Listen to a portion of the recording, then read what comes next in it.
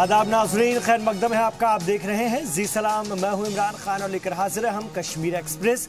Kashmir express हमारा खास bulletin जिसमें हम अपने जम्मू कश्मीर की हर छोटी बड़ी खबर से करते हैं आपको अगले 1 घंटे तक बाखबर। क्रिकेट अकेडमी मामले में साबिक वजीर आला और स्टेट क्रिकेट एसोसिएशन के साबिक सदर फारूक अब्दुल्ला समेत 4 लोगों के खिलाफ चार्जशीट दायर कर दी गई है। मामले की जांच कर रही सीबीआई ने गुज़िश्ता दिनों श्रीनगर में सीजेएम के सामने चार्जशीट पेश की। चार्जशीट में मुजरिमाना साजिश करने की मुख्तलिफ दफात के तहत मामला दर्ज किया गया है। वाज़ेह है कि यह मामला 2012 में उस वक्त सामने आया था जब जेके क्रिकेट एसोसिएशन के ट्रेजरर मंजूर अहमद ने जेकेसीए के साबिक ओहदेदार मोहम्मद सलीम, एहसान मिर्जा और जेके बैंक के एग्जीक्यूटिव ऑफिसर बशीर अहमद के खिलाफ शिकायत दर्ज कराई। 2015 में यह मामला हाई कोर्ट गया जिसने सीबीआई जांच का हुक्म जारी किया था। आपको बता दें कि अप्रैल 2002 से दिसंबर 2011 के दरमियान बीसीसीआई ने रियासत में क्रिकेट को फरोग देने के लिए 112 करोड़ रुपए की रकम दी थी। इल्जाम है कि इसमें से 46 करोड़ रुपए का गबन कर लिया गया था और जिस वक्त ये धोखाधड़ी की गई उस वक्त फारूक अब्दुल्ला रियासती क्रिकेट एसोसिएशन के सदर थे। ये क्रिकेट की जीत है। बेसिकली मैंने किसी पर्टिकुलर के लिए नहीं किया था ये चार्जशीट। मैंने एक स्कैम हुआ था उसके लिए मैंने किया था। तो बट आज ये बहुत बड़ी चीज़ है कि अच्छी चीज़ हुई कि जिसने भी गलत किया, जिसने भी जो भी रॉन्ग डूइंग्स में इन्वॉल्व था उसको आज चार्जशीट हुआ। तो मैं इस बारे में बहुत इधर जम्मू में Jammu Kashmir national panther party के चेयरमैन हर्षदेव सिंह ने डॉक्टर फारूक अब्दुल्ला पर जम्मू कश्मीर क्रिकेट एसोसिएशन में घपले के इल्जाम लगाए जाने को लेकर चार्जशीट दाखिल किए जाने पर बीजेपी को घेरा है। हर्षदेव सिंह ने बीजेपी पर इल्जाम लगाया कि बीजेपी के वजीरों पर भी फॉरेस्ट की जमीन घपले, बैंक लोन घपले और पुलिस एहलकारों के लिए बुलेट प्रूफ जैकेट घपले के इल्जाम लगे हैं। उन्होंने गवर्नर एनएन वोरा से अपील की कि बीजेपी पर भी कार्रवाई की जानी चाहिए। जिस तरीके से ये बाहर आया है, स्कैम बाहर आया है और एक चार्जशीट भी उनको किया गया है, तो अब हम उम्मीद रखते हैं कि कानून अपना काम करेगा और कानून के मुताबिक जो है वो कार्रवाई होगी। लेकिन इसी तरीके से जिस तरीके से डॉक्टर फारूक अब्दुल्ला को चार्जशीट किया गया, बहुत सारे मंत्रियों के खिलाफ बीजेपी पीडीपी की हुकूमत के दौरान शिकायतें आई। 3 मंत्रियों को कहा गया कि वो जब डिमोनेटाइजेशन हुआ उस दौरान मीडिया के माध्यम से बहुत ज़्यादा स्कैम्स जो हैं की बातें की गई। पुलिस में जो स्कैम्स हुए हैं, चाहे वो बुलेट प्रूफ का है, चाहे वो गाड़ियों को हायर करने का था। इसी तरीके से बहुत सारे विधायकों के खिलाफ शिकायतें हैं कि उन्होंने बहुत पैसा जो है वो गैर कानूनी तरीके से अपने पद का दुरुपयोग करते हुए इकट्ठा किया, फॉरेस्ट की ज़मीनों के ऊपर कब्जा किया। उनके ऊपर भी कार्रवाई इसी तरीके से होनी चाहिए और गवर्नर महोदय को इसका जल्द से जल्द जो है वो संज्ञान लेना चाहिए। 2008 की अमरनाथ जी की लैंड रो जो हुई उसमें बहुत सारे जम्मू के नौजवानों के खिलाफ केसेस रजिस्टर किए गए। बहुत सारे नौजवान जो हैं वो शहीद हो गए आस्था की लड़ाई लड़ते लड़ते। और एजिटेशन के बाद एक एग्रीमेंट हुआ था अमरनाथ जी संघर्ष समिति का गवर्नर महोदय की टीम के साथ कि इस नुकसान की भरपाई की जाएगी। ये केसेस जो जम्मू के नौजवानों के खिलाफ लगे हैं वापस लिए जाएंगे। जो शहीद हुए यहाँ के नौजवान उनके परिजनों को एक्सग्रेशिया दिया जाएगा। भाजपा ने ये सारे वादे अपने मंशूर में रखने के बावजूद भी कोई कार्रवाई इनको अमली यामा पहनाने के लिए नहीं की और कश्मीर में लगभग 11,000 पत्थरबाजों की रिहाई के आदेश दे दिए। उनके परिजनों के लिए मुआवजे का ऐलान हो गया।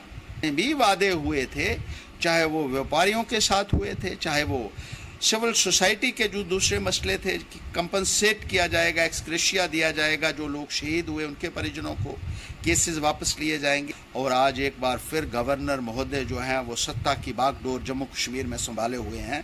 तो उन्हीं से हम अपील करना चाहते हैं कि जम्मू को जिस तरीके से इन तमाम पॉलिटिकल पार्टियों ने नज़रअंदाज किया, यहाँ के इश्यूज़ की मुकम्मल तरीके से अनदेखी की गई और कोई भी कार्रवाई तक नहीं की गई। इस संदर्भ में अपने वादों को पूरा करने के लिए वहीं गवर्नर महोदय इसका संज्ञान लेंगे और जो एग्रीमेंट हुआ है उसको पूरा करने के लिए ज़रूरी जो है स्टेप्स भी लेंगे और दिशा निर्देश भी देंगे। इधर रियासत में बदउनवान एहलकारों की अब खैर नहीं है। गवर्नर राज के नफाज के बाद स्टेट विजिलेंस ऑर्गेनाइजेशन का यह पैगाम वाज़ेह तौर पर महसूस किया जाने लगा है और गुज़िश्ता दिनों एसएसपी की क़यादत में विजिलेंस टीम ने assistant regional transport officer Abdul Majeed Bhat के घर छापा मार करके 32 लाख रुपए बरामद किए। शोपियान के बाग मेहताब वाक़े ARTO के घर पर मारे गए छापे के दौरान विजिलेंस टीम को 99,000 रुपए के पुराने नोट, 10 लाख रुपए की मालियत के जेवरात, पंजाब और बड़गाम में जमीन के कागजात के साथ साथ एक लाइसेंसी पिस्तौल और कारतूस भी बरामद की गई है। जराये के मुताबिक विजिलेंस टीम ने त्राल में रहने वाले ARTO के एक रिश्तेदार गुलाम मुहिउद्दीन भट्ट के घर भी छापा मारा। बताया जा रहा है कि मुहिउद्दीन भट्ट और ARTO अब्दुल मजीद भट्ट मुश्तरका तौर पर हरी परिगाम वाक़े एक कार्डबोर्ड फैक्ट्री के मालिक हैं। विजिलेंस टीम ने यहां से फैक्ट्री के कागजात, बैंक पासबुक और 10 ATM कार्ड जब्त किया है।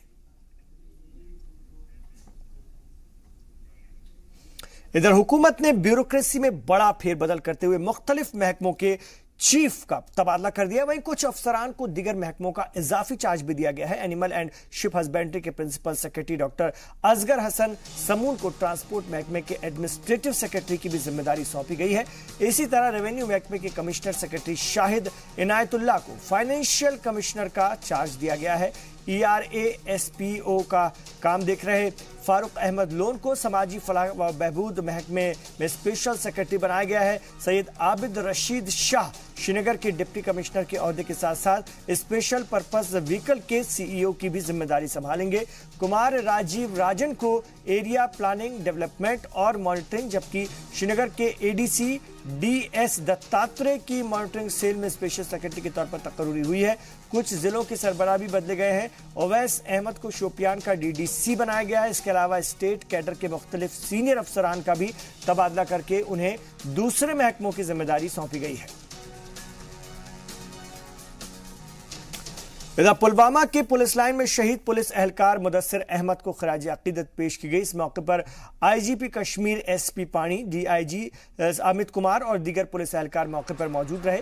वाज़ेह है कि कश्मीर में पुलवामा के मुरान में मिलिटेंट्स ने नेशनल कॉन्फ्रेंस पार्टी के लीडर गुलाम मुहिउद्दीन के घर पर हमला किया। हमला घर के बाहर बनी पुलिस पोस्ट पर किया गया, जिसमें कि एक पुलिस एहलकार शहीद हो गए जबकि दूसरा पुलिस एहलकार जख्मी हो गया। दहशतगर्द मौके से 2 राइफल लेकर भागने में कामयाब रहे। पुलिस ने पुलवामा जिले में दहशतगर्दों के छिपने की जगहों का भंडाफोड़ करते हुए कसीर तादाद में असला बरामद किया है। पुलिस की जानिब से जारी बयान के मुताबिक सिक्योरिटी फोर्सेस ने कासो चला करके दहशतगर्दों के छिपने के ठिकाने का पता लगाया और सर्च के दौरान सिक्योरिटी फोर्सेस ने कसीर तादाद में एक्सप्लोसिव बरामद किए हैं। दरअसल सिक्योरिटी फोर्सेस को इत्तला मिली थी कि 2 से 3 मिलिटेंट डंगेरपुरा के बिलाल अहमद गनई के घर में छिपे हुए हैं। जब पूरे घर की तलाशी ली गई तो वहां से एक्सप्लोसिव मिली, जिसमें डेटोनेटर और खासतौर से मटेरियल मिला है, कनेक्टिंग वायर्स मिले हैं, electric chargers, battery, mobile phone और रिमोट कंट्रोल शामिल थे। कुछ चीजें पाकिस्तानी मार्क की थी। पुलिस ने मामले में FIR दर्ज कर ली है।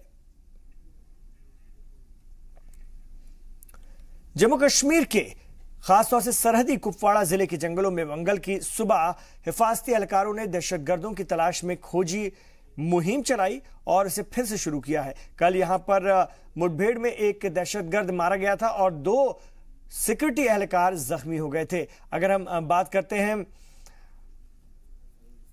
आधिकारिक जराये की तो बताया जा रहा है कि पीर की रात को अगर हम बात करें तो खासतौर से अंधेरे की वजह से जो तफ्तीश थी उसे रोक दिया गया था और जो सर्च ऑपरेशन था उसे रोक दिया गया था। मंगल सुबह इसे फिर शुरू कर दिया गया है और इत्तला है कि कुपवाड़ा में जो लाइन ऑफ कंट्रोल है उसके पास सफावली गली के जंगलों में दहशतगर्द छिपे हुए हैं और जराये ने बताया है कि दहशतगर्दों से अभी तक कोई आमना सामना नहीं हुआ है और इस मुहिम में काफी तादाद में हिफाजती एहलकारों को भी लगाया गया है। और इस वक्त हमारे साथ हमारे रिपोर्टर एजाज खान जुड़ गए हैं, उनसे बात करेंगे। जो सरहदी इलाका है कुपवाड़ा, वहां के जंगलों में मंगल सुबह से हिफाजती एहलकारों ने दहशतगर्दों की तलाश शुरू कर दी, मिलिटेंट्स की तलाश शुरू कर दी है। जानना चाहेंगे आपसे क्या इस वक्त कार्रवाई चल रही है, क्या इत्तला मिली थी सिक्योरिटी फोर्सेस को? देखो इमरान, अगर कल की बात करेंगे कुपवाड़ा के जंगलात, खासकर लगभग निसफ दर्जन से ज्यादा जंगलात कुपवाड़ा के, जिसमें हंदवाड़ा के मागाम फॉरेस्ट, कुपवाड़ा के कंडी फॉरेस्ट और कुपवाड़ा के नजदीक जो LOC के नजदीक पड़ता है बटफोरा फॉरेस्ट में लगातार से 5 दिनों से सर्च ऑपरेशन जारी है। 2 जगहों पे ऐसे जहाँ पे कुपवाड़ा की बात करें, कुपवाड़ा खंडी के, वहाँ पे भी इस वक्त सर्च ऑपरेशन जारी है और वहाँ LOC के भी नजदीक भी बड़े पैमाने पे सर्च ऑपरेशन जारी है। फौज को खदशा है कि कुछ मिलिटेंट जो इस बार दाखिल हो गए थे वो जंगलों में छुपे हुए हैं। जी बिल्कुल, क्या तादाद होगी, क्या बता रहे हैं जराए, क्या कहते हैं कि करीब कितने मिलिटेंट्स हो सकते हैं इस इलाके में?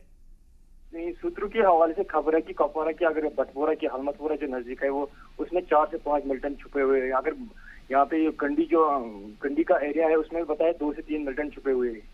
जी, काफी घना जंगल है यहाँ पर और अंधेरे की वजह से बीच में इस मुहिम को रोक भी दिया गया था। अब इसे फिर से शुरू किया है मंगल से। तो आपसे जानना चाहेंगे कब तक ये मुहिम चलेगी? ये तो जंगल जो कुपवाड़ा की खासकर जंगल है, ये LOC के नजदीक पड़ते हैं जंगल, ये घने जंगल है। लगभग 3 से 4 दिन अभी तक सर्च ऑपरेशन जारी रहेगा, क्योंकि फौज को खदशा है कि कुछ मिलिटेंट छुपे हुए हैं इन जंगलों में।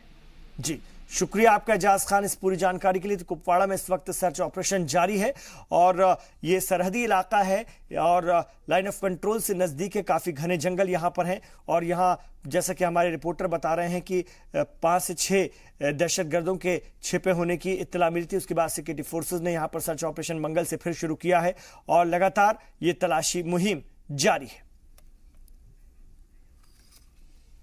इधर बनिहाल के मोहू मजीठ का नाम शायद ही किसी ने सुना हो, लेकिन जिसने भी इसे देखा, जम्मू कश्मीर के खूबसूरत मकामात की फहरिस्त में, अगर हम बात करते हैं खूबसूरत मकामात की फहरिस्त में, इसे जरूर शामिल किया। लेकिन अफसोस है कि मोहू मजीठ वादी के दूसरे सयाही मकामात की तरह मशहूर ये नहीं हो सकी है। मकामी लोग बताते हैं कि लोग इस मकाम पर आकर कुदरती नज़ारे का लुत्फ तो लेना चाहते हैं, लेकिन बेहतर रोड कनेक्टिविटी की न होने की वजह से लोग यहाँ आ नहीं पाते हैं। लोगों ने कहा कि अगर रोड की अच्छी कनेक्टिविटी हो जाए और महकमा सयाहत इस इलाके को रियासत के दूसरे इलाकों की तरह डेवलप करे तो इसका सीधा फायदा यहाँ के लोगों को भी पहुंचेगा। इलाके में बेरोजगारी भी कम होगी। उन्होंने गवर्नर से इलाके के फरोग के लिए इकदाम करने की मांग की। आप तस्वीरों में भी देख सकते हैं कितना खूबसूरत ये इलाका है और ये छिपी हुई वादी। मोहतरम हजरात, आज हम महू मंगत की सैर को आए हैं। महू मंगत से ऊपर इस वक्त हम जिस जगह पर मौजूद हैं, इस जगह का नाम मुहरी कहलाया जाता है और इससे पीछे एक जगह का नाम तराजबल है और दूसरी जगह का नाम रतन है। यानी कहीं बहुत सारी ऐसी जगहें यहाँ पर हैं जो इंतहाई हसीन से हसीन तरीन और कुदरती बनावटी उनमें है।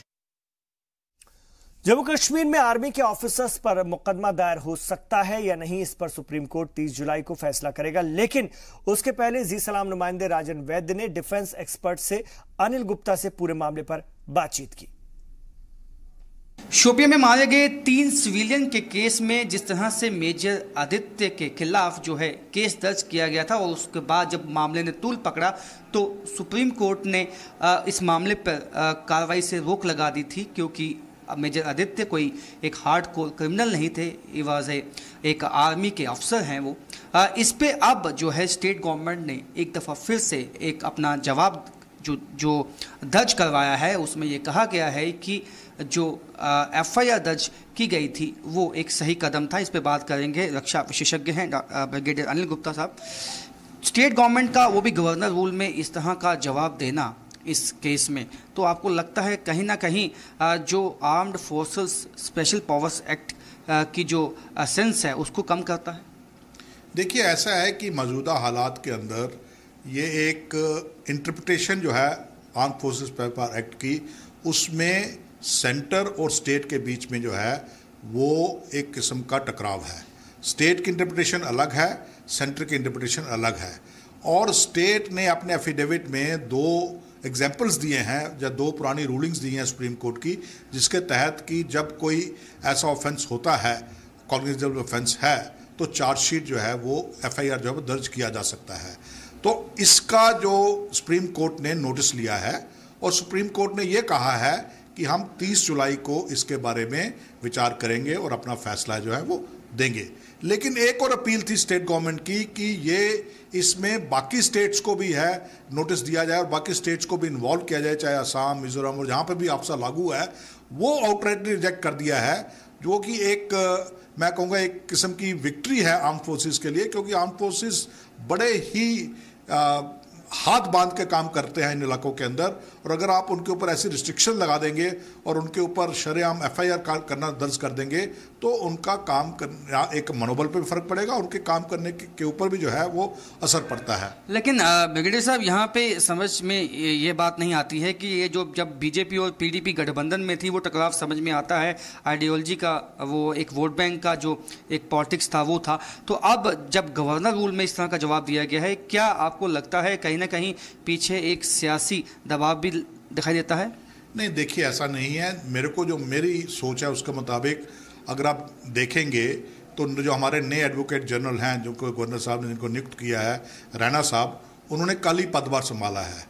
ये जो एफिडेविट तैयार किया गया होगा गवर्नमेंट के वक्त पर ही, और मुझे नहीं लग रहा है कि नए एडवोकेट जनरल ने इसको देखा भी है। तो पुराने सोच के मुताबिक और पुरानी जो डायरेक्शंस थी, जो होम मिनिस्टर थे उसमें महबूबा मुफ्ती, उनकी जो डायरेक्शंस थी उसके मुताबिक एफिडेविट जो है वो बनाया गया होगा और वो आगे कोर्ट में चला गया है। इसमें गवर्नर, क्योंकि गवर्नर रूल लगे तो 8 दिन हुए हैं, मुझे नहीं लगता है कि गवर्नर साहब ने खुद इसको देखा है या गवर्नर एडमिनिस्ट्रेशन की तरफ से एफिडेविट बनाया गया है। सर, इसमें अब क्या क्या आपको लगता है हो सकता है? क्या स्टेट गवर्नमेंट ने जो जवाब दिया है उस पर 30 जुलाई को जो सुनवाई होनी है सुप्रीम कोर्ट में, तो क्या वो फाइनल सुनवाई होगी? आपको लगता है कि उसमें कुछ भी फैसला लिया जा सकता है? अगर armed forces special power act के खिलाफ अगर स्टेट गवर्नमेंट के जो जवाब को ही एक जो है उसका आधार बना के फैसला लिया जाता है, तो इसमें आप कैसे देखते हैं? देखिए, जो arm forces special power act बनता है वो स्टेट स्पेसिफिक होता है। हर स्टेट के लिए अलग अलग arm forces special power act बनाया जाता है। Jammu Kashmir arm forces special power act के सेक्शन 7 के तहत FIR बगैर सेंट्रल गवर्नमेंट की इजाज़त के दर्ज नहीं किया जा सकता, ये बहुत क्लियर है। अगर बाकी किसी रियासत के अंदर ऐसा कोई प्रोविजन है कि जहाँ पर दर्ज किया जा सकता है वो अलग बात है, लेकिन Jammu Kashmir arm forces special power act के सेक्शन 7 के तहत ये FIR दर्ज नहीं किया जाता, ये गैर कानूनी है। सर, एक लास्ट सवाल है कि अगर कोई भी सियासी पार्टी इसके साथ छेड़छाड़ करने की कोशिश करे या कोशिश करे कि इसको डिलीट किया जाए, वो कितना गंभीर हो सकता है? ये बहुत गंभीर है, क्योंकि arm forces special power act जो है वो कोई एक किस्म, मैं कहूँगा कोई रियायत नहीं दी गई है आर्म फोर्सेस को। आर्म फोर्सेस ऐसे माहौल के अंदर जब ऑपरेट करते हैं तो उनको कुछ पावर्स चाहिए। बिना पावर्स के, क्योंकि देखिए पुलिस के पास तो पावर्स हैं, पुलिस कुछ भी कर सकती है, सर्च कर सकती है, अरेस्ट कर सकती है, कुछ भी कर सकती है, पर आर्म फोर्सेस के पास ऐसी पावर्स नहीं है। और आर्म फोर्सेस का जो टास्क होता है वो पुलिस से भी ज़्यादा सख्त होता है, क्योंकि आपने टेररिस्ट के साथ, टेररिस्ट सिंपैथाइजर्स के साथ डील करना है। तो इसलिए arm forces special power act जो है बहुत ज़रूरी है। आप फौज को हाथ बांध के ऐसे इलाके में नहीं भेज सकते हैं। अगर आप arm forces special power act के साथ छेड़छाड़ करेंगे तो इसका मतलब है कि आप फोर्सेस के आर्म्स बांधने की कोशिश कर रहे हैं और उनको अपना काम करने के अंदर आप अड़चने डाल रहे हैं। जम्मू कश्मीर में सभी जो रियासती पार्टियां हैं वो इंतखाब की तैयारी में जुट गई हैं। सियासी पार्टियां, बीजेपी ने पार्टी को मजबूत बनाने के लिए कई नए चेहरों को मौका दिया है और इसी सिलसिले में जम्मू बीजेपी महिला मोर्चा की कमान रजनी सेठी को मिली है। रजनी सेठी ने इंतखाबात की तैयारियों को लेकर जी सलाम से खास बातचीत की। आने वाले पंचायत इलेक्शन और म्यूनिसिपल इलेक्शन को मद्देनजर रखते हुए बीजेपी ने कुछ ऑर्गेनाइजेशन में बदलाव किए हैं, जिसमें जो महिला मोर्चा की प्रधान रजनी सेठी को बनाया गया है। कितना इस वक्त जो ये बदलाव है फ़ायदा देगा बीजेपी को, इस पर बात करेंगे। रजनी सेठी हमारे साथ मौजूद हैं। आपको महिला जो मोर्चा का अध्यक्ष बनाया गया है, क्या आपकी मेन प्राथमिकता क्या रहेगी, क्योंकि पहले से ही जो तैयारी है म्यूनिसिपल इलेक्शन की वो शुरू हो चुकी है? सबसे पहले तो मैं आप मीडिया भाइयों का धन्यवाद करूंगी जो यहाँ पर आए, और उसके बाद मैं अपनी पार्टी का धन्यवाद करूंगी, बीजेपी का, जिन्होंने मुझे इस काबिल समझा कि मुझे महिला मोर्चा के अध्यक्षा का दायित्व दिया।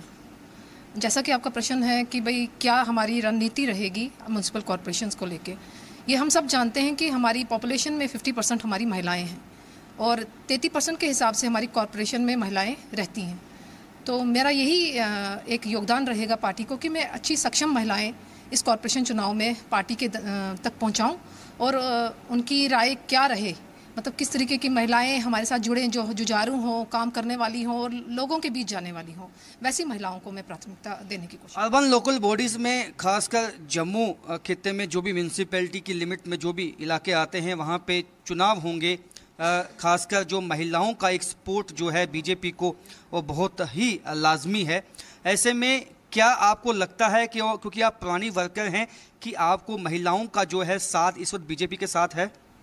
बिल्कुल, महिलाएं मुझे लगता है कि हमारी बीजेपी के साथ सबसे ज़्यादा जुड़ी हुई हैं और ख़ास तौर से हमारे केंद्र में मोदी जी की सरकार है, उन पर महिलाओं को बहुत उम्मीदें हैं और आने वाले चुनाव में जैसे हमारे 2019 के चुनाव हैं उसमें भी महिलाएं बढ़ चढ़ कर भाग लेंगी और असेंबली चुनाव में जितने भी चुनाव हमारे जम्मू कश्मीर में रहेंगे महिलाएं पूरी योगदान करेंगे। क्या लगता है आप, क्या ऐसी पॉलिसीज़ हैं, क्या ऐसी स्कीम हैं, क्या ऐसे कहीं मरकज़ी हुकूमत से भी कई स्कीमें हैं, बेटी पढ़ाओ बेटी बचाओ, क्या उसके अलावा कौन सी ऐसी स्कीम्स हैं जो आप लेकर महिलाओं के बीच में जाएंगी और आपको उम्मीद है उनका साथ ले पाएंगी?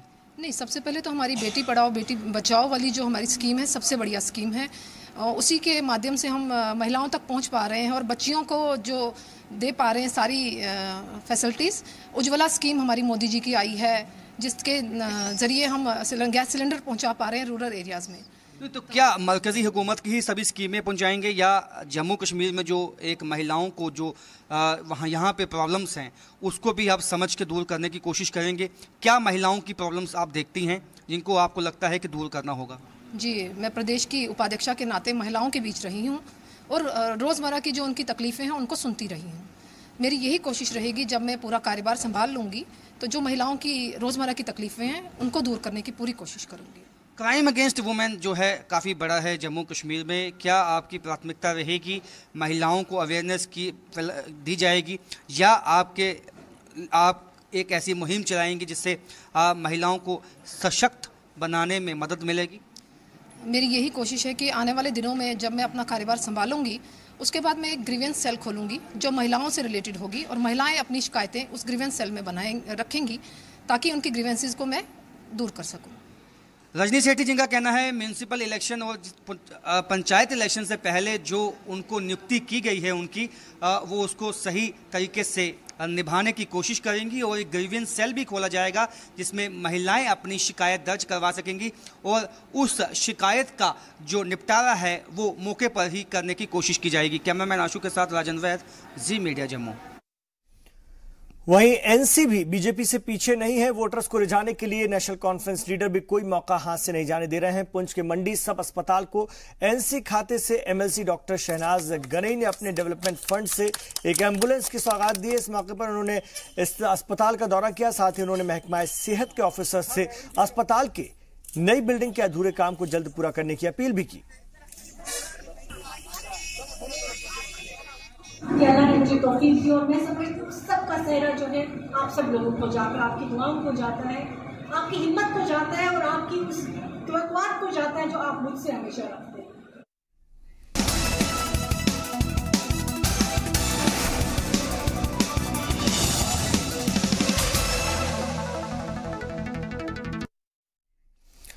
आप देख रहे हैं जी सलाम पर कश्मीर एक्सप्रेस। डीजीपी एसपी वैद्य कुलगाम पहुंचे जहां उन्होंने हालात का जायजा लिया और इस दौरान उन्होंने आईजीपी और army core commander AK Bhatt के साथ मीटिंग की।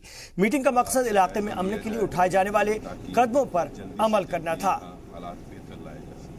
जहां तक एलसी का सवाल है वहां पर मेरा जीओसी और आईजी साहब का आने का आज मकसद ये है था कि अपने जो ग्राउंड लेवल के अफसर्स हैं उनसे बात की जाए, हालात का जायज़ा लिया जाए ताकि जल्दी से जल्दी यहाँ हालात बेहतर लाए जा सकें। जहाँ तक एलसी का सवाल है वहाँ पर एक ऑपरेशन चल रहा है, एक इन्फिल्ट्रेशन की कोशिश की और उसको नकारा किया गया है और जो कुछ टेररिस्ट उस इलाके में उनकी खोजबीन हो रही है। इन्हीं चीज़ों के बारे में बात करने के लिए आज मैं, डीजीपी, हमारे DOC साहब और IGP यहाँ पर आए थे कि हम कैसे इस नए रिक्रूटमेंट को कम करें। जम्मू में 4 नौजवानों ने समाज के नौजवानों को नशे के तई बेदार करने के लिए एक म्यूजिक एल्बम बनाया है। इस एल्बम के जरिए नौजवानों को नशे से दूर रहने की नसीहत दी जा रही है।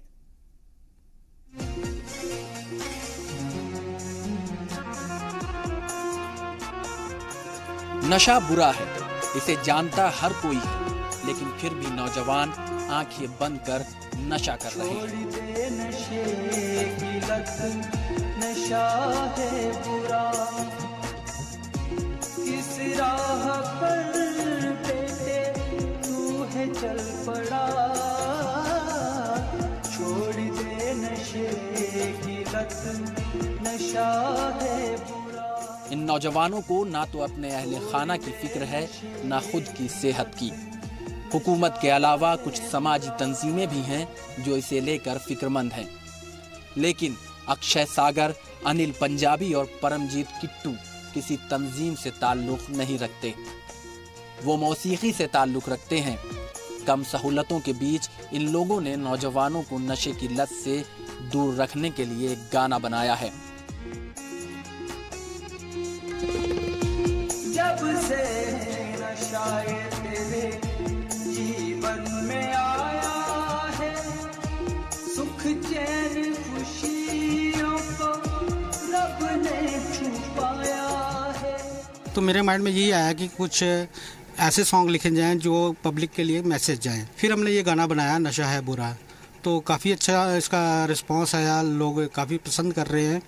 और हमारी कोशिश रहेगी कि आने वाले टाइम में हम नशे के ऊपर कोई शॉर्ट मूवी बनाएं, क्योंकि लॉन्ग तो हम बना नहीं सकते और ना ही हमें किसी की तरफ से सपोर्ट मिलती है। जो भी करना है अपनी तरफ से करना है। रब ने छुपाया है, कैसा राज दिल में तेरे छुपा है बता, छोड़ दे नशे की लत, नशा है बुरा।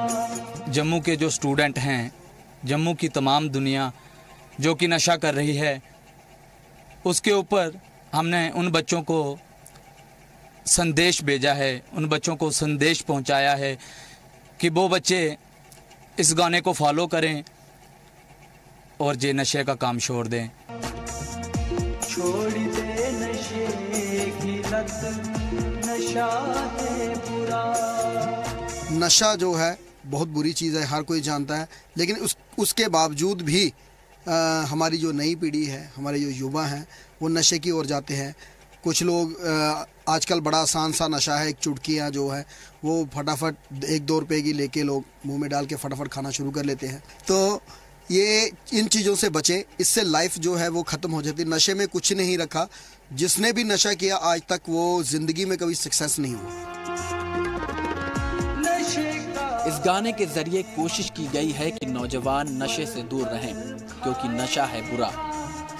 जिंदगी की दौड़ में तू पीछे रह जाएगा, नशे का ये दीमक तुझे पल पल खाएगा। जिंदगी की दौड़ में तू पीछे। नशे से न सिर्फ हमारी सेहत को नुकसान पहुंचता है, बल्कि इससे समाज में भी हमारी हैसियत पर असर पड़ता है। साथ ही नशे की वजह से वक्त से पहले ही जिंदगी साथ छोड़कर चली जाती है और पूरा कुनबा इससे मुतासिर होता है। जी सलाम भी तमाम नौजवानों से अपील करता है कि वो नशे से दूर रहें। जम्मू से राजन वैद की रिपोर्ट, जी सलाम। नशा है बुरा।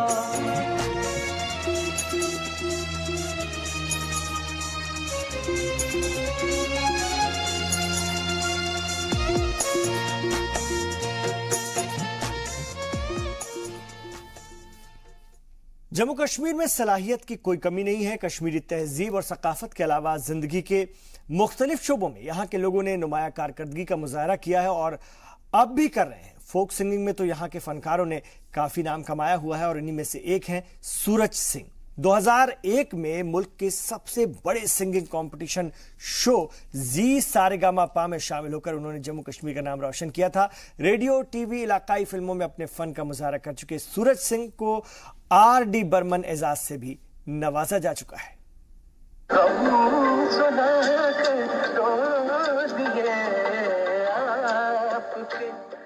17 साल कबल सूरज सिंह जी सारेगामापा स्टेज पर परफॉर्म करने वाले रियासत जम्मू कश्मीर ही नहीं बल्कि शुमाली हिंदुस्तान के पहले कंटेस्टेंट थे। रफी साहब के गाए गाने को उन्होंने जिस तरह निभाया उसकी तारीफ प्रोग्राम के होस्ट और जजेस सभी ने की। 2001 सीजन के मुख्तलिफ एपिसोड में उन्होंने रफी साहब के अलावा किशोर कुमार और मन्ना डे जैसे अजीम गुलकारों के गाने गाकर सबका दिल जीत लिया था।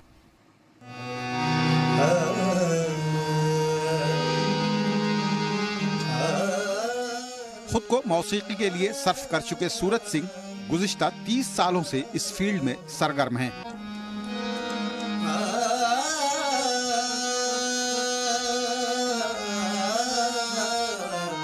गाने के अलावा वो खुद म्यूजिक भी कंपोज करते हैं और गाने भी लिखते हैं।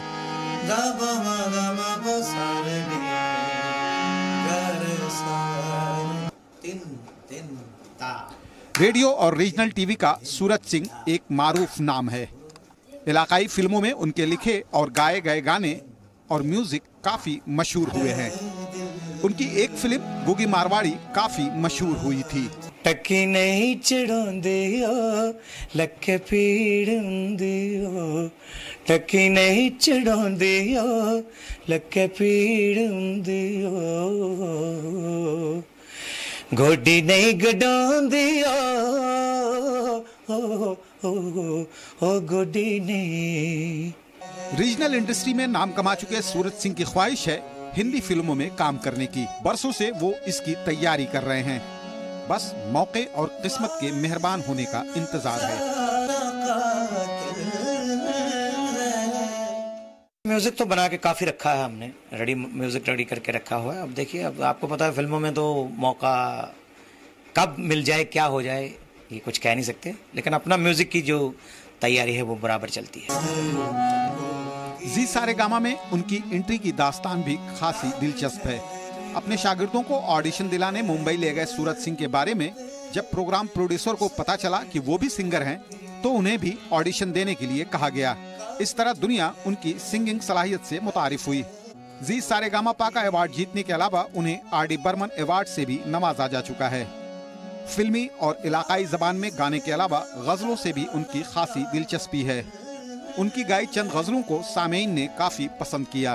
किताबों में जो लिखा है वही सबने पढ़ा है, हमारी आपकी फिर सोच में क्यों फासला है। किताबों में जो लिखा है वही सबने पढ़ा है, मैं पत्थर पूजता हूँ इसलिए काफिर नहीं हूँ, मैं पत्थर पूजता हूँ इसलिए काफिर नहीं हूँ। मौसीकी और गायकी के मौजूदा माहौल से सूरज सिंह ज्यादा खुश नहीं हैं। उनका मानना है कि मौसीकी और गुलकारी का फन सख्त मेहनत और रियाज के बगैर हासिल नहीं किया जा सकता। अब शहर में यारों की किस तरह ये बहुत मेहनत और लगन का काम है। आजकल जैसे आप देखते हैं लोग बड़ी जल्दी एल्बम बना के हिट भी हो जाते हैं, उनके गाने चलते हैं, लेकिन वो आज चलते हैं दूसरे दिन उनका पता नहीं होता। लोग अपने आजकल एक और भी बात है, जो जिसके पास पैसा है वो सिंगर है, लेकिन जो असली गाने वाले लोग हैं जिन्होंने अपनी मेहनतें की हैं, रियाज किया है, वो लोग जो हैं वो बेचारे घर बैठे हुए हैं। लेकिन असल में एक वक्त ऐसा आएगा वही लोग आगे जाएंगे।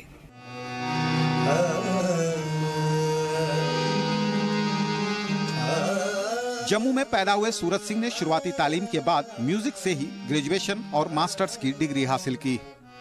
मौजूदा वक्त में सूरज सिंह म्यूजिक और फाइन आर्ट्स डिपार्टमेंट में मौसीकी शोबे के सदर हैं। कॉलेज में नई नस्ल को सुर, लय, ताल और आलाप सिखाने वाले सूरत सिंह के लिए कॉलेज कैंपस और घर सभी एक जैसे हैं। घर पर भी मौसीकी सीखने वाले बच्चों की हमेशा भीड़ लगी रहती है। घर का माहौल पूरी तरह मौसीकी वाला ही है। जी सलाम के लिए जम्मू से जतिंदर नूरा की रिपोर्ट। खाली है धा तिन तिन ता। वज़ीर-ए-आज़म नरेंद्र मोदी के स्किल इंडिया प्रोग्राम के नारे के तहत भद्रवाह में सिंगिंग और डांसिंग स्टार्स की खोज जारी है। गुज़िश्ता कई दिनों से यहां पर ऑडिशंस लिए जा रहे थे ताकि भद्रवाह की वादी के बच्चे अपना हुनर दिखा सकें। ऑडिशंस के बाद भद्रवाह में सेमीफाइनल का इनेकाद किया गया, जिसमें कि 65 उम्मीदवारों ने शिरकत की। इसमें 45 लड़कियां थी। सेमीफाइनल में फनकार 3 अलग अलग कैटेगरी में अपना हुनर दिखा रहे थे, जिनमें बॉलीवुड, राउंड, फोक और डांसिंग शामिल थी। बट इस प्लेटफॉर्म की और उनकी कुछ बात अलग है। ये बहुत बड़ा प्लेटफॉर्म है और जितने भी स्टूडेंट्स यहाँ परफॉर्म कर रहे हैं, जितने भी बच्चे दूर दूर से आए हैं, बहुत सारी डिस्ट्रिक्ट से यहाँ पे बच्चे पार्टिसिपेट कर रहे हैं। It was a very big platform for all of that. और मेरे हिसाब से तो ऐसे ऐसे प्रोग्राम होने चाहिए और इस वजह से जो है हर एक स्टूडेंट को जो है अपनी जो पैशन है उसको एक्सप्लोर करने का मौका मिलना चाहिए। जम्मू में ट्रैफिक पुलिस ने ट्रैफिक कानून की खिलाफ वर्जी करने वालों के खिलाफ कार्रवाई की। इसके तहत जम्मू पुलिस ने जगह जगह नाकेबंदी करके बिना हेलमेट और कागजात की गाड़ी चला रहे लोगों के चालान काटे। ट्रैफिक पुलिस ने चालान काटने के साथ साथ लोगों को, खासतौर से नौजवानों को, अपनी हिफाजत के लिए हेलमेट पहनकर गाड़ी चलाने की नसीहत भी दी।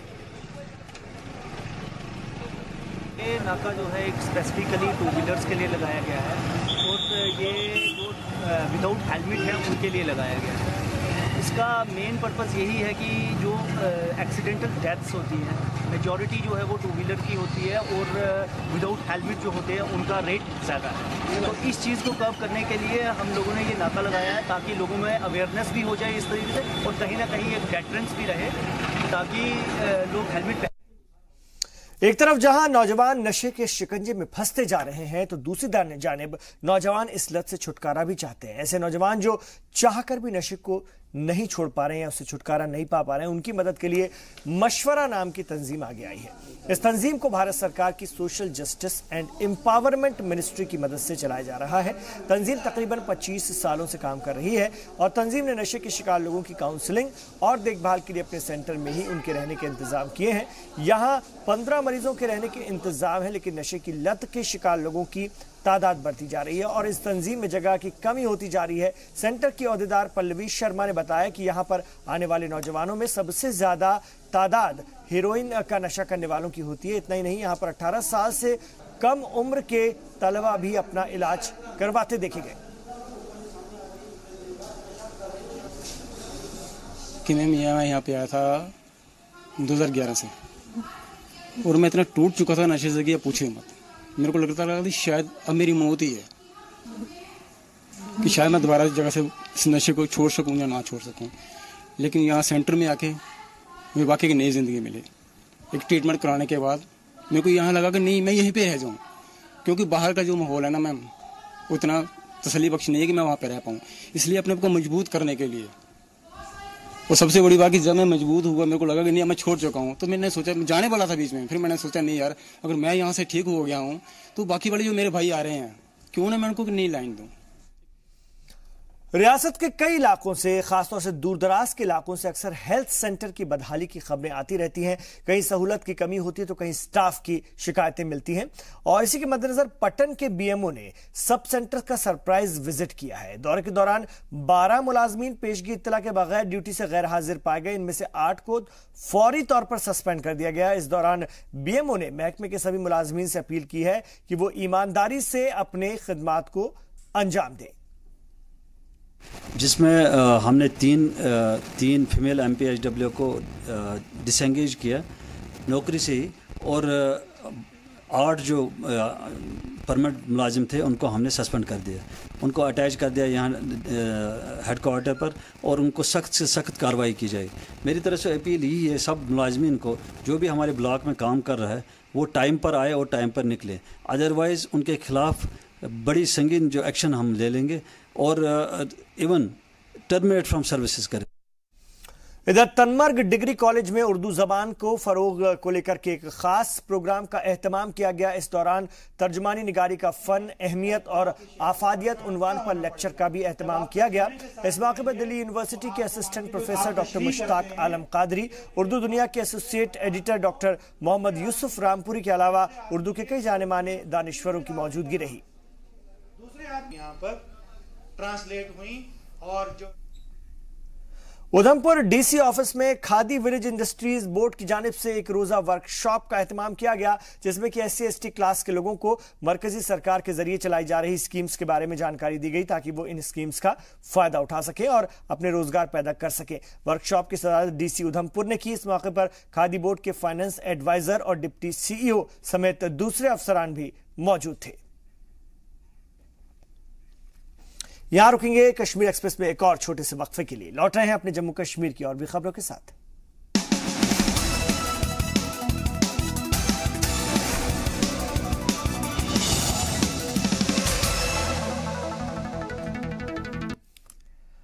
आप देख रहे हैं इस वक्त कश्मीर एक्सप्रेस। मरकजी सरकार के दावों के बावजूद पुंछ जिले के कई गांव ऐसे हैं जहां पर रोड नहीं है। मंडी तहसील के मारकोट गांव की आवाम पिछले कई सालों से गांव के लिए रोड की मांग कर रहे हैं, लेकिन उनकी मांगों को आज तक पूरा नहीं किया गया है। गांव वालों का कहना है कि गांव की आबादी 2000 से ऊपर की है, लेकिन गांव में सड़क न होने से मीलों पैदल चलना पड़ता है।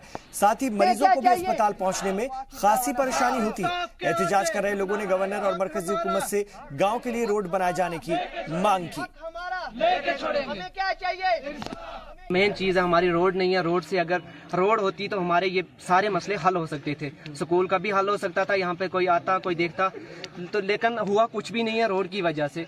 हमारे साथ सब ने यही वादा किया कि रोड ही देंगे। देखो सरकार तो ऐसे बड़े बड़े वादे दिखाती है कि हमने फलाना काम किया, फस्ताना काम किया, चैलेंज करके कह रही है, लेकिन यहाँ पे कुछ नहीं हुआ है। हमारे साथ तो कुछ भी, हम तो जैसे हिंदुस्तान के साथ है ही नहीं है। ऐसे लग रहा है हम पता नहीं हिंदुस्तान के साथ है ही नहीं। हमारा गाँव जो है ये कट ऑफ है, क्योंकि इसमें ना तो रोड है, ना पानी है, ना स्कूल का कोई हाल है, ना डिस्पेंसरी का कोई हाल है। हर एक चीज से हम रियासत में महकमा तालीम किस तरह काम करता है इसको देखना हो तो कहीं दूरदराज के इलाके में जाने की जरूरत नहीं है। आप राजधानी श्रीनगर के पौष इलाके तुलसी बाग में चलने वाले 2 गवर्नमेंट स्कूल का दौरा कर लें। जी सलाम की टीम ने जब यहां का दौरा किया तो पता चला कि कबायली और माली एतबार से कमजोर तबके के लिए मुख्तस इन स्कूलों में बच्चों से ज्यादा तो असातिज़ा हैं। बख्शी स्टेडियम के करीब वाक़ई ये स्कूल श्रीनगर के सबसे पॉश इलाके तुलसी बाग में कायम है। गवर्नमेंट बॉयज और गर्ल्स मिडिल स्कूल समाज के कमजोर तबके के लिए मुख्तस है।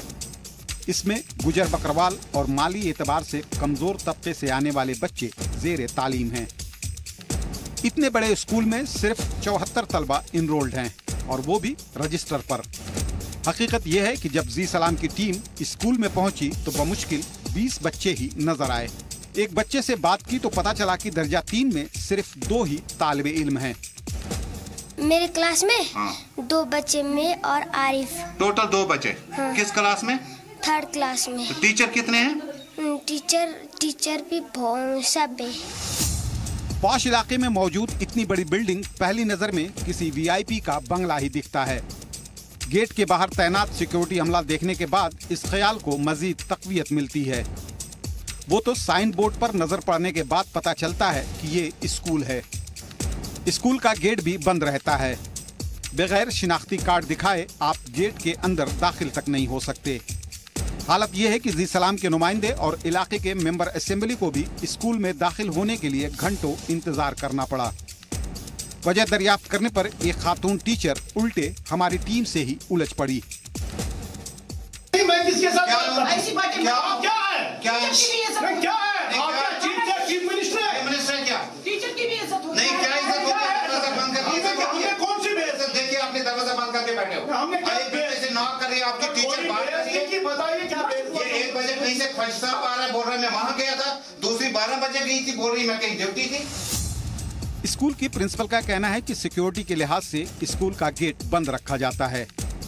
उन्होंने कहा कि अंदर इत्तला न मिलने की वजह से वक्त पर स्कूल का गेट नहीं खोला जा सका। टीचर्स सारे एंगेज थे अपने अपने काम में, तो most probably I was in my class 6, मैं उर्दू पढ़ा रही थी। मोस्ट प्रोबेबली इन्होंने सुना नहीं होगा बिकॉज जो हमारा पियान था ही वॉज ऑन लीव तो उसकी वजह से भी हमने बंद रखा। ये मुनासिब नहीं समझा कि हर कोई बच्चा बाहर जाए, और वी कैन नॉट से कि किसी भी बच्चे को, क्योंकि रिसेस था, हमने मिड डे मील भी देना था, we have to look after children, so इसकी वजह से शायद। स्टाफ के सलूक से नाराज मकामी रुकन असेंबली ने इस मामले को आला ओहदेदारों के साथ उठाने की बात कही।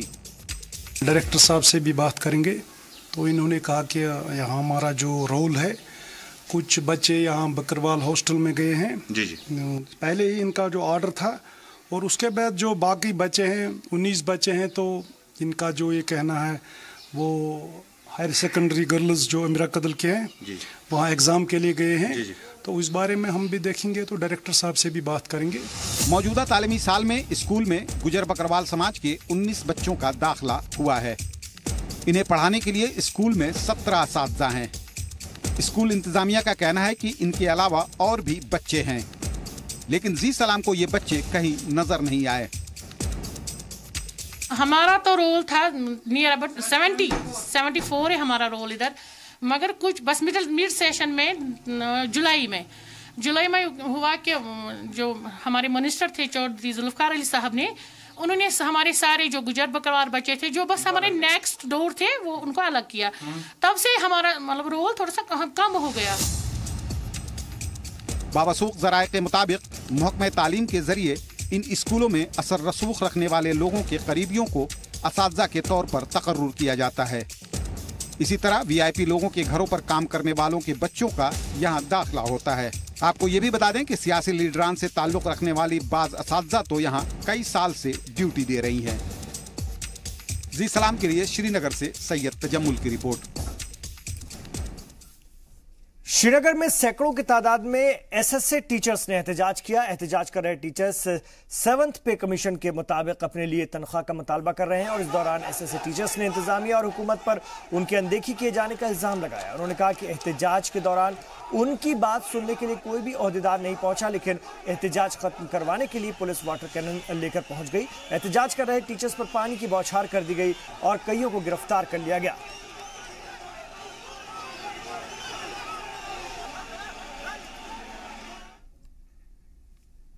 और अगर हम बात करते हैं पुंछ की, तो पुंछ से हज पर जाने वालों का पहला जत्था मंगल के दिन श्रीनगर के लिए रवाना हुआ। पहले जत्थे में 129 लोग शामिल थे। सभी लोग कश्मीर से फ्लाइट के जरिए सऊदी अरब के लिए रवाना होंगे।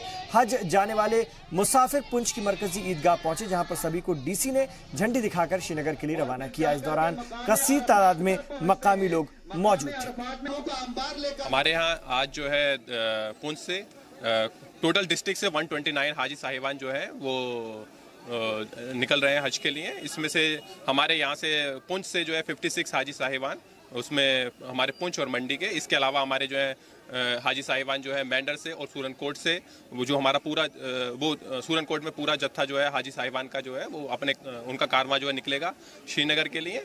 और इसमें हमारे तरफ से लोगों को लाने के लिए जो है मंडी और सूरनकोट और मेंढर और पुंछ से अरेंजमेंट किए गए हैं।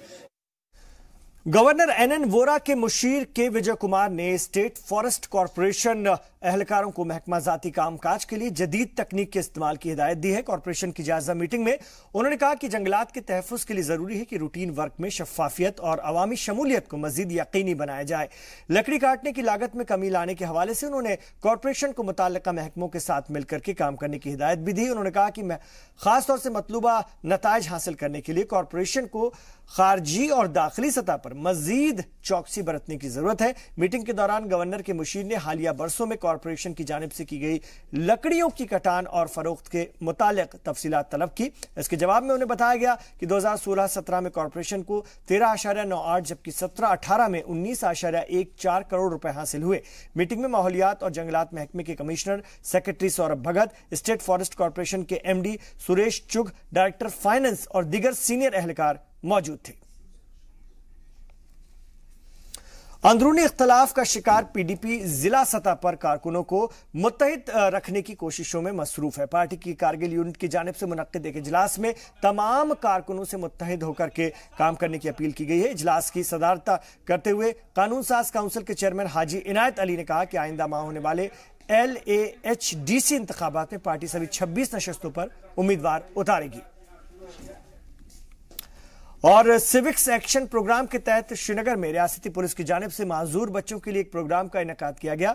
सोलिना में वाक़ डीफ एंड डम स्कूल में मुनक्किद इस प्रोग्राम में एसएसपी इम्तियाज इस्माइल और समाजी फलाह बहबूद महकमे की डिप्टी डायरेक्टर निघत आलम ने बतौर मेहमान खुसूसी शिरकत की।